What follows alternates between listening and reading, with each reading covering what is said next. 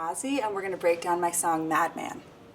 I always write lyrics first. I write poems, basically. I'll go wake up in the morning and go to some cafe and free write all my feelings, and then I'll put them into little poems, and then I'll bring those into the studio with another writer usually and read them my slam poem and then we'll just jam on the song and on the idea until it's a song. For Madman, I wrote a poem at this cafe in Los Angeles where I live most of the time, and I remember really vividly the idea kind of hit me like it was one of those magic songwriting moments that you want so badly and wait for when the idea just kind of hits you in the face.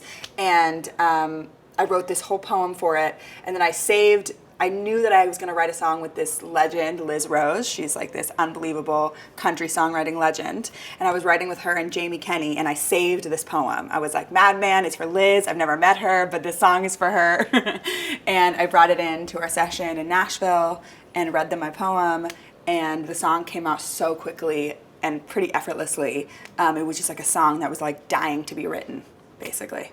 I am so afraid to share my poems whenever I write them. That's kind of why I started writing them, because I'm actually very shy and I write these super personal songs. So to go into a room with strangers and be like, hi, I'm Rozzi, these are my deepest fears and all my secrets, I just was really bad at that. And so I started writing full lyrics by myself because I was just too shy and I felt too vulnerable to say those things casually with people that I didn't know that well.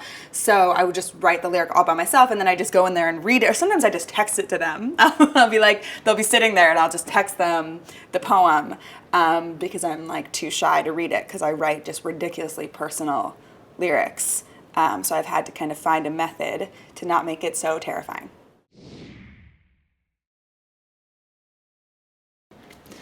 Damn right I'm upset. Why am I apologizing?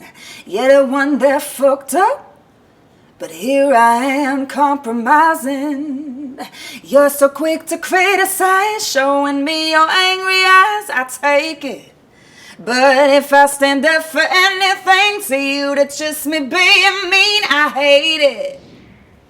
The idea for Madman started with Madman, with that title, because I thought it was a really cool play on words with the sexism that I feel women experience when they express anger of any kind.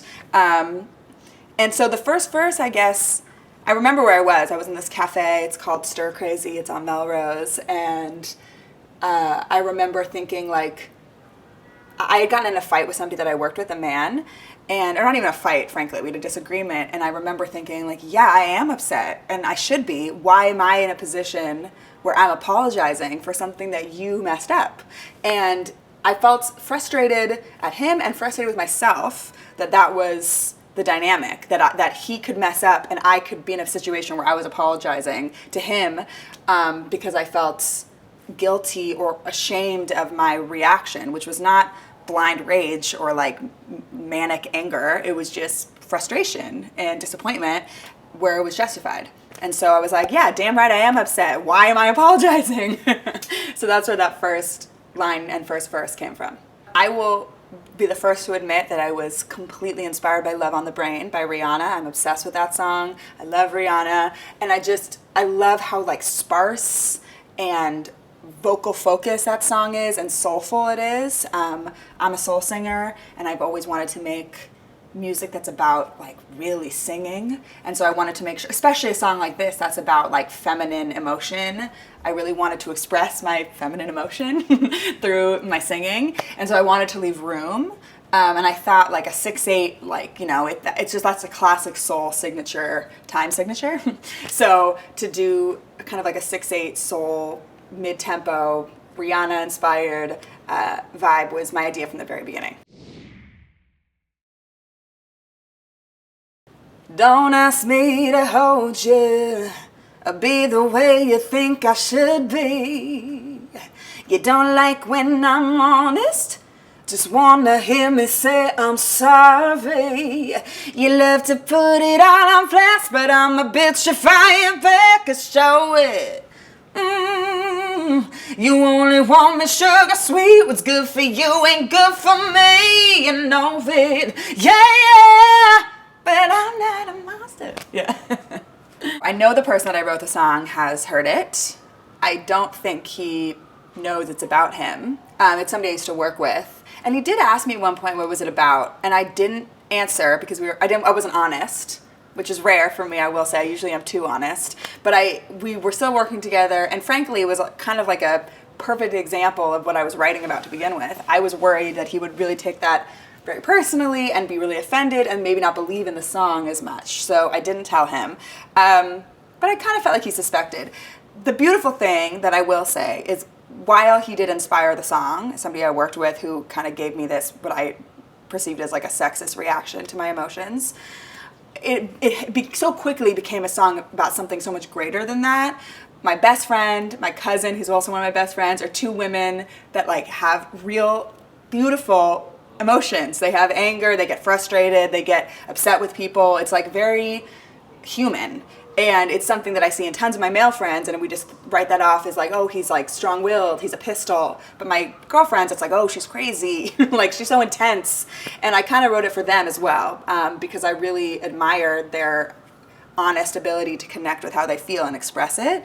Again, I'm not advocating for like meanness ever, but you know, when something calls for anger, to meet it with anger. So yes, he's heard it, but it's not totally just about him. So that's what I taught myself in my head, to not feel guilty about it. This song definitely was part of my process to kind of be confident with, you know, what I feel and saying what I think and not holding back. And I think it's really beautiful that it's being released on this record. I actually wrote it a little while ago, and it was almost on my last album, but we didn't end up finishing it in time. So it's on this record, and I'm really grateful for that because it feels like the right time. It feels like really authentic for me to share this message now. No, I'm not a monster. Sometimes I get mad, and I won't speak softer. Just 'cause I'm a girl and you don't think a girl should get mad, I'm a talker. One step over the line, I just don't hold it, I fold it, I hide it away 'cause I can't. And sometimes I get mad. So I wrote the song with Liz Rose and Jamie Kenny, and Jamie did an amazing like first draft of the song. He produced the vocal. I remember singing it in Nashville, and he pushed me so hard on some of those parts, and I was like, we got it already, and he's like, no, we didn't. And I'm so grateful that he did that because I'm really proud of that vocal that he produced. And he played the keys on there. It just made it so beautiful and soulful. And then we sent it to the incredible Lyric, who lives in Finland, and he did this really, really amazing, super like stripped, simple, but powerful production that I think is just so perfect. It's actually the only song he worked on the record, but in a weird way, it feels like a tenet of the record. Like he really captured the emotion of the song without overcrowding it. And he did this like insane guitar solo that I just think is so perfect. It's like, feels like every feeling of rage I've ever felt in that guitar solo. And then it ends up being this, hopefully like really focused on my voice and on the lyrics, but still powerful, exciting production. I really hope that when young women hear Madman, they feel empowered by their emotions. And I hope they feel proud of them. I hope they feel like a little bit more permission to say what they think, and a little bit more permission to not stifle something that doesn't feel right to them. I think as a woman, I've grown up and I have great parents, and I have I've had so much luck and so I'm fairly confident with myself. But even still, as a woman, I just feel ashamed of my opinions sometimes, or ashamed to need stuff, ashamed to want something. And my greatest wish is that this song could make any young girl, woman, anywhere in the world feel a little bit more faith in themselves, confidence of what they think might actually be true.